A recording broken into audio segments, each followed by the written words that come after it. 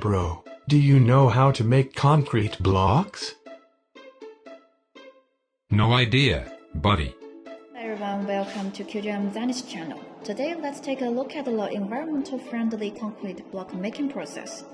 The block making material include aggregates, cement and water. The aggregates like sand and stones of different diameters are put into the hoppers of batcher, where they are scanned and weighed automatically via 4 high pressure sensors, which is very important for guaranteeing the block quality. After weighing, the material will be sent to the mixer by belt conveyor. Screw conveyor transports cement from silo to mixer. At the same time, a certain amount of water will be added.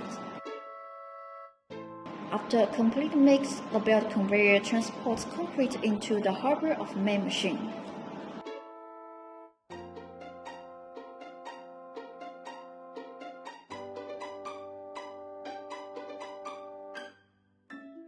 The machine makes blocks by vibrating and pressing.